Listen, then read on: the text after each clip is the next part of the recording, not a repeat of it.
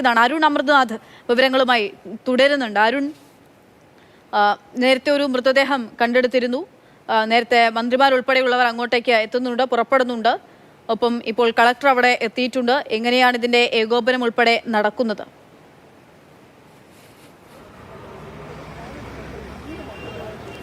പക്ഷേ അത് തന്നെയാണ് അത്തരത്തിലുള്ള ഏകോപനം ഒരുപാട് ഊർജിതമായി പുരോഗമിക്കുന്നുണ്ട്.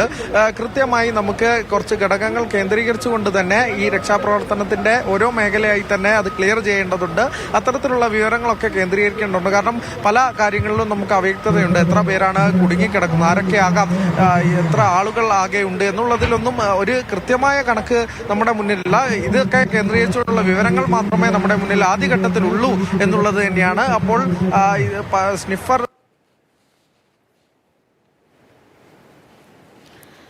അരുണാണ് വിവരങ്ങൾ നൽകിക്കൊണ്ടിരിക്കുന്നത്. അവിടെ നിന്നുള്ള ദൃശ്യങ്ങളാണ് കാണുന്നത്. അവിടെ ടാർപോളിൻ പോലെ ഒരു പ്ലാസ്റ്റിക് കൊണ്ട് മറച്ചിരിക്കുന്നതാണ് തുരങ്കപാത, വയനാട് തുരങ്കപാത.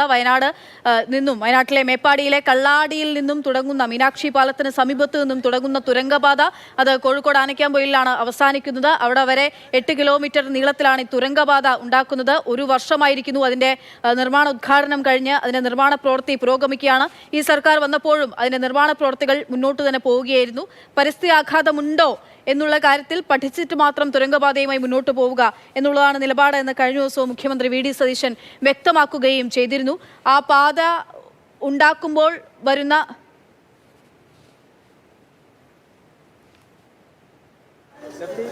മുഖ്യമന്ത്രിയുമായിട്ട് ബന്ധപ്പെട്ടിരുന്നു.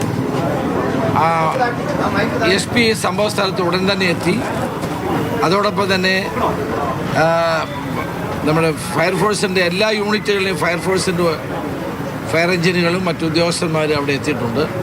കഴിയാവുന്നത്ര മനുഷ്യസഹജമായ എല്ലാ കാര്യങ്ങളും റെസ്ക്യൂവിന് വേണ്ടി ചെയ്തുകൊണ്ടിരിക്കുകയാണ്. വാസ്തവത്തിൽ നേരത്തെ തന്നെ മണ്ണ് മാറ്റണമെന്നുള്ള തീരുമാനം എടുത്തതായിരുന്നു.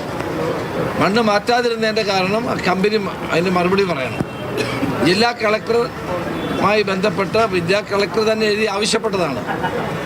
ഇവിടുന്ന് മണ്ണ് മാറ്റണം, പ്രകൃതിക്ഷോഭമുള്ള സ്ഥലമാണ്, മണ്ണിടിയാനുള്ള സാധ്യതയുണ്ട് എന്നെല്ലാം പറഞ്ഞിട്ടും അത് മണ്ണ് മാറ്റാതിരുന്നതാണ് ഈ ദുരന്തത്തിന് കാരണം. പരമാവധി രക്ഷാപ്രവർത്തനങ്ങൾ നടന്നുകൊണ്ടിരിക്കുകയാണ്.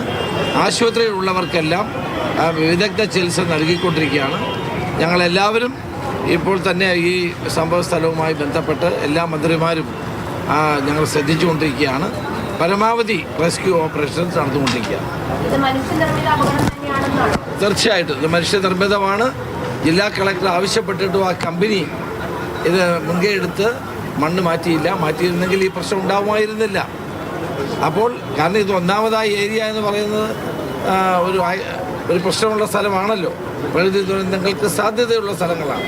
അപ്പോൾ അവിടെ ഇതുപോലെ തുരങ്കം നിർമ്മിക്കുമ്പോൾ ആ മണ്ണ് മാറ്റേണ്ടത് ഏറ്റവും അത്യന്താപേക്ഷിതമായിരുന്നു. കളക്ടർ തന്നെ ആവശ്യപ്പെട്ടതുമാണ്. അപ്പോൾ എന്തുകൊണ്ടാണ് അവർ ചെയ്യാതിരുന്നതെന്ന് ഈ കമ്പനിയാണ് മറുപടി പറയേണ്ടത്. ഏതായാലും വളരെ ദൗർഭാഗ്യകരമായ സംഭവമാണ്, വേദനാജനകമായ സംഭവമാണ് അവിടെ ഉണ്ടായത്. ആഭ്യന്തരമന്ത്രിയുടെ പ്രതികരണമാണ് കേട്ടത്. പോലീസ് മേധാവിക്കും ഫയർഫോഴ്സ് മേധാവിക്കും ഉൾപ്പെടെ എല്ലാ തരത്തിലും മനുഷ്യസഹജമായ എന്തൊക്കെ ചെയ്യാനാകുമോ അവിടെ രക്ഷാപ്രവർത്തനത്തിനായി അതൊക്കെ ചെയ്യുമെന്നുള്ള കാര്യമാണ് അദ്ദേഹം പറയുന്നത്. മറ്റൊന്ന് അദ്ദേഹം പ്രധാനമായും സൂചിപ്പിച്ചതാണ് തുരങ്കപാത നിർമ്മാണ സ്ഥലത്തെ മണ്ണ് നീക്കിയില്ലെങ്കിൽ അപകടമുണ്ടാകുമെന്ന് മുന്നറിയിപ്പ് നൽകിയിട്ടുള്ള രേഖകൾ നേരത്തെ പുറത്തു വന്നിരുന്നു. കൊങ്കൺ കോർപ്പറേഷൻ നൽകിയ മുന്നറിയിപ്പ് രേഖകൾ മാതൃഭൂമി ന്യൂസിന് ലഭിച്ചു. PWD സ്പെഷ്യൽ സെക്രട്ടറി അദീല അബ്ദുള്ളയുടെ നേതൃത്വത്തിൽ ജൂൺ 25 നടത്തിയ സന്ദർശനത്തിന് പിന്നാലെ പുറപ്പെടുവിച്ചതാണ് ഈ നിർദ്ദേശം. കൂട്ടിയിട്ട മണ്ണ് മഴക്കാലത്ത് അപകടമുണ്ടാക്കുമെന്ന് രേഖാപൂർവ്വം മുന്നറിയിപ്പ് നൽകിയിരുന്നു.